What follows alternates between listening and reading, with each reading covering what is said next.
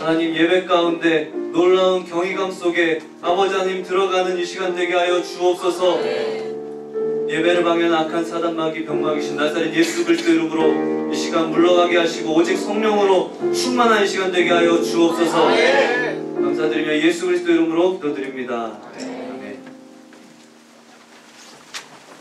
오늘 말씀 볼게요. 히브리서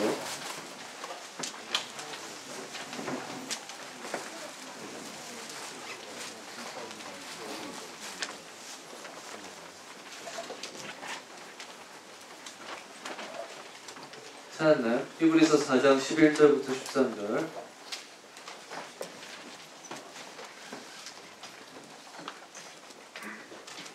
우리 한 목소리로 읽겠습니다. 시작.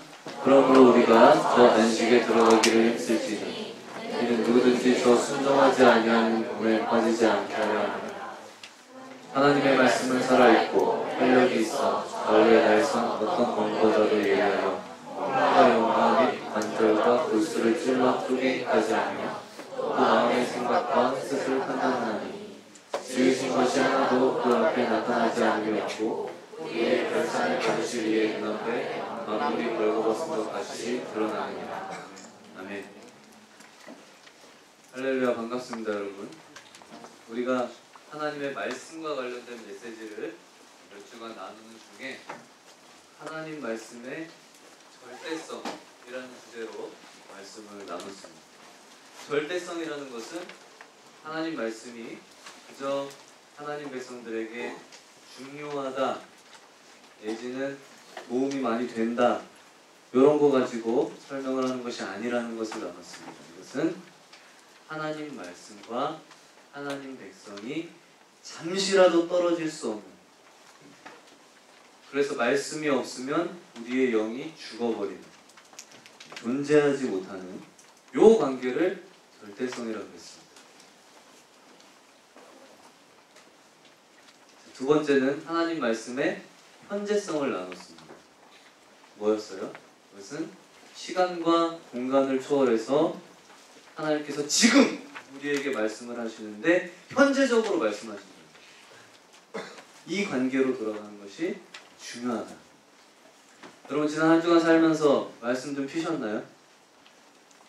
자신감 있게 저를 쳐다보는 분들도 계시고 갑자기 문자 원칙하는 분들도 계시고 어떻습니까?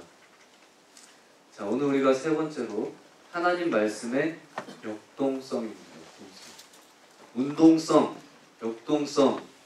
이 역동성이라고 하는 말은 말 그대로 하나님 말씀 이 자체가 여러분, 이 말씀 자체가 살아서 여러분 움직인다는 거예요. 다시 말해서 우리가 가지고 있는 이 하나님 말씀, 그 말씀이 죽어있는 글자 혹은 책 속에서 죽어있는 글씨가 아니고 이 말씀 자체가 움직이고 운동을 하고 이 말씀 자체가 운동력을 가져서 살아서 이 말씀 자체가 일을 한다는 것입니다. 여러분 이것은 대단히 근본적인 우리가 믿는 진리입니다. 우리는 이 진리를 믿지 않으면 우리는 하나님 백성이라고 할 수가 없습니다.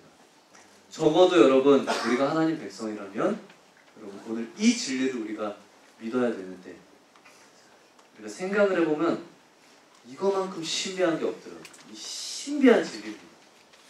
오늘 함께 이걸 나눠보기를 원해요. 여러분 제가 말하는 거 아니라 그랬죠? 저를 통해서 우리 하나님께서 오늘도 말씀하시기를 원합니다. 우리가 이 진리를 믿지 않으면 근데 우리가 하나님 백성이라고 할 수가 없어요. 다른 어떤 종교에도 여러분 생각해보세요. 여러분 이런 주장을 저는 들어본 적이 없습니다. 그 종교의 그 교과서를 중요시하고 그것을 신성시하는 것은 어디든지 다 있지만 그 책에 기록된 말씀, 그 책에 기록된 말, 그 자체가 살아있고 그 말 자체가 운동력이 있다고 하는 주장은 없습니다. 근데 여러분 오늘 성경이 우리에게 뭘 말씀하는가 하니까 하나님의 말씀은 뭐라고 되어 있는가 하면 살아있다고 말하고 있습니다. 여러분 우리가 이거를 깊이 생각을 해야 됩니다. 특히 특히 여러분 같은 나이대에 한번 깊이 생각을 해보셔야 돼요. 젊은 나이에 하나님의 부름을 받은 유명한 신학자 본 회퍼라는 사람이 있습니다. 이제 무디 얘기 안 하고 본 회퍼라는 사람이 있어요. 이런 표현을 했어요. 하나님 말씀이라고 할 때 그 하나님 말씀을 우리가 무엇이라고 표현하면 좋을까? 그는 이렇게 말합니다. 하나님 말씀을 우리는 단지 옳은 말이라고 해서는 안 된다는 것입니다. 하나님 말씀을 단지 좋은 말이라고 해서도 안 된다는 것입니다. 혹은 하나님 말씀을 단지 아름다운 말이라고 해서도 안 된다는 것입니다. 혹은 하나님 말씀을 단지 우리에게 흥미를 주는 재미있는 말이라고 해도 안 된다는 것입니다. 하나님의 말씀은 살아있는 말씀이다. 이게 정확한 표현이라는 것입니다. 자, 여러분은 하나님의 말씀이 이 말씀 자체가 정말로 살아있다. 그래서 이 말씀 자체가 운동력이 있다. 여러분 이것을 경험을 해보셨습니까? 아니면 지금 이것을 경험하면서 사십니까? 아니면 더 근본적으로 여러분 이 원리 자체를 정말 믿으십니까? 살아있는 말씀, 운동력 있는 말씀, 이것을 정말이지 믿고 경험하고 살아가느냐에 대한 질문입니다. 만약에 여러분 우리가 이 말씀 속에서 이 운동력을 경험하지 못한다면 여러분 우리 신앙을 근본적으로 돌아봐야 돼요. 우리가 병들었든지 아니면 뭔가 문제가 있는 것입니다. 연세대에 가면 백낙준 박사의 동상이 있습니다. 이 연세대 총장으로 계셨던 분인데 여러분 이 백낙준 박사의 부친은 무당이었습니다. 그 옛날에 부친이 무당이었으니까 박수무당이 되겠죠? 박수무당. 그때 굉장히 유명하고 잘 나가던 무당이었다고 해요. 근데 하루는 이 무당이 한창 이제 무당춤을 추고 팔쩍팔쩍 뛰고 있는데 그 자리를 지나가던 그 옛날이니까 이제 우리나라 초대 이제 기독교가 들어올 때 정도 되겠습니다. 한 기독교 전도사님이 그 모습을 보고 있다가 마음에 성령이 주시는 분통이 터졌습니다. 성령께서 그 마음에 답답한 마음을 주셨어요. 그리고 그에게 성령이 주시는 말씀이 있었습니다. 이 전도사가 무당춤을 추는 백낙준 박사의 부친을 향해서 이렇게 말을 했습니다. 자식들 멸망할 짓 그만하시오. 예수 믿고 천당 가시오. 소리를 쳐가지고 그렇게 말을 했어요. 그러자 이 말을 들은 무당이 이렇게 대답을 했다는 것입니다. 너나 믿고 천당을 가든지 백당에 가든지 해라. 너나 믿고 천당이든 백당이든 가라. 뭔 말이에요? 비웃는 것이죠? 근데 문제는 뭔가 하니까 일이 다 끝나고 집에 와서 문제가 생겼습니다. 이 무당이 집에 와가지고요 희한한 일을 경험하기 시작했습니다. 그게 뭐냐면 자기 귀에 계속 그 전도사의 말이 귀에 맴도는 것입니다. 떠나질 않는 거예요. 자식들 망할지 그만하라. 예수 믿고 천당을 가라. 이 소리가 너무너무 또렷하게 귓가에 맴돌아서 이 사람이 정신이 혼란스러워지기 시작했어요. 나중에는 잠을 잘 수가 없었습니다. 나중에는 밥을 먹을 수가 없었습니다. 어떻게 할 수가 없는 거예요. 그래서 괴로운 나머지 이 사람이 문제를 해결하지 않고서는 견딜 수가 없어요. 결국 교회를 찾았고 결국 이 사람이 예수님을 믿게 됐습니다. 그리고 그의 아들은 한국 사회와 교회에 중요한 역할을 했던 백낙준 박사였어요. 여러분, 그 말씀에는 운동력이 있습니다. 제가 극단적인 예를 들었지만 이 말씀은 살아있습니다. 어떤 느낌인지 아시겠어요? 살아있기 때문에 운동력이 있기 때문에 이 말씀이 우리를 따라다닙니다. 말씀이 따라다녀. 그런 경험 해본 사람 있어요? 이게 여러분 하나님 말씀의 특징입니다. 우리 믿음의 선배들이 종종 이런 말을 했습니다. 저도 그런 말 많이 들었습니다.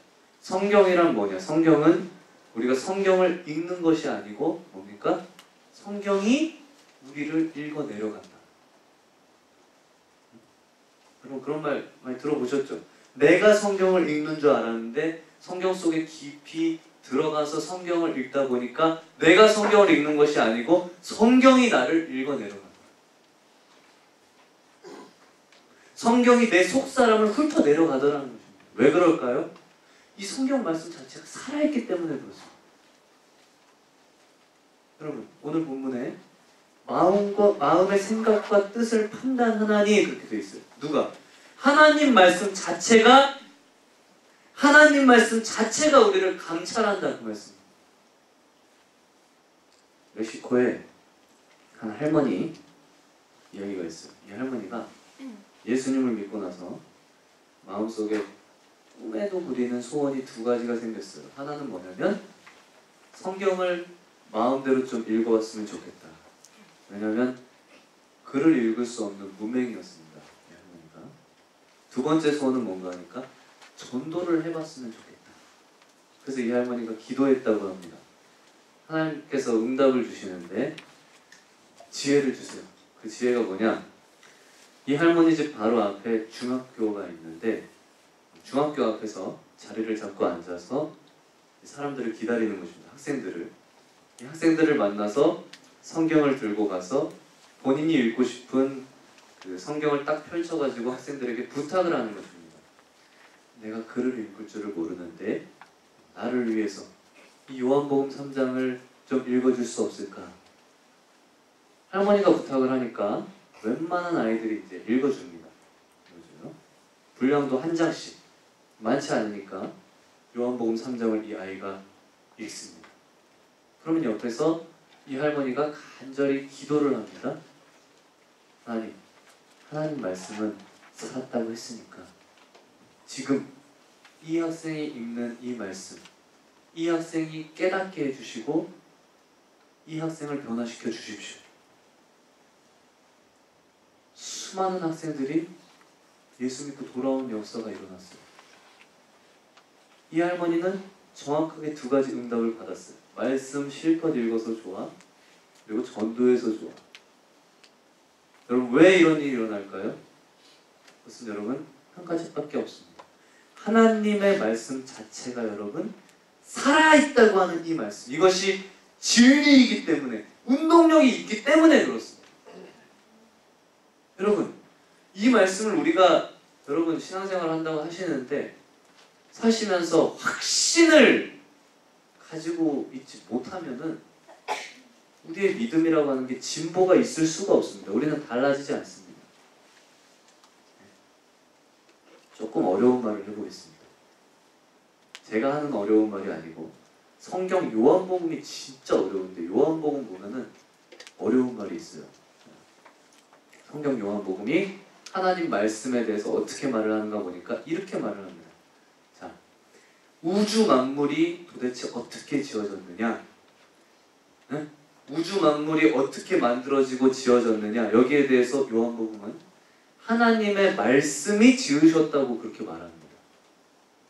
본 적 있어요? 그러니까 만물이 말씀으로 지어졌다고 그렇게 말씀합니다. 이 어려운 말입니다.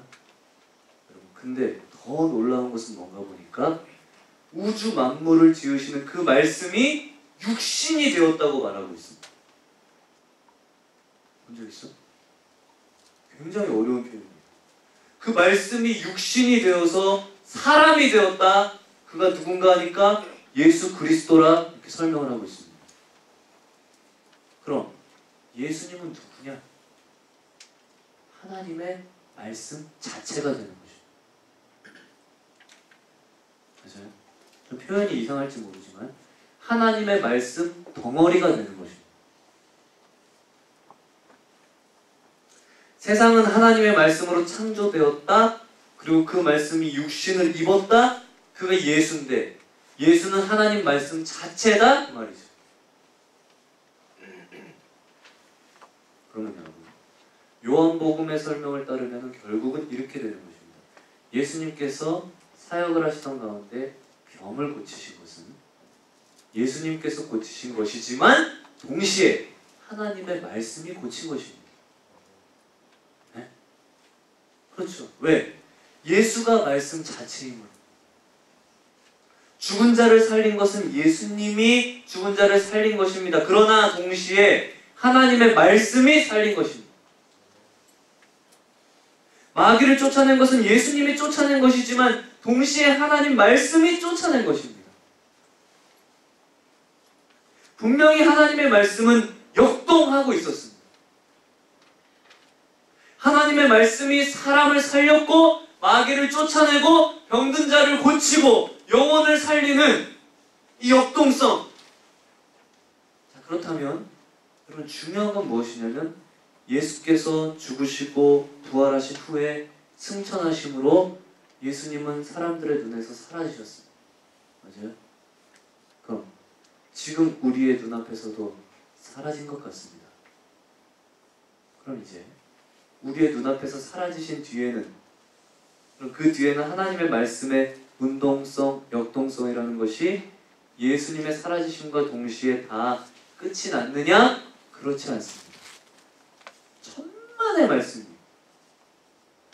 중요한 것은 여러분, 말씀 자체이신 예수님의 그 말씀의 역동성은 오늘 우리 가운데 그대로 남아있습니다. 어떻게? 예수님의 말씀이 이제는 종이에 프린트가 되어가지고 우리 손에 들림받은, 요즘은 핸드폰에도 깔 수 있죠. 우리 손에 들림받은, 종이에 프린트가 돼서 우리 손에 들림받은 이 말씀이 살아가지고 역동을 한다는 말이냐? 종이 속에 있는 이 글자가 어떻게 움직이고 운동을 한단 말인가? 그 이유는 여러분 하나밖에 없습니다.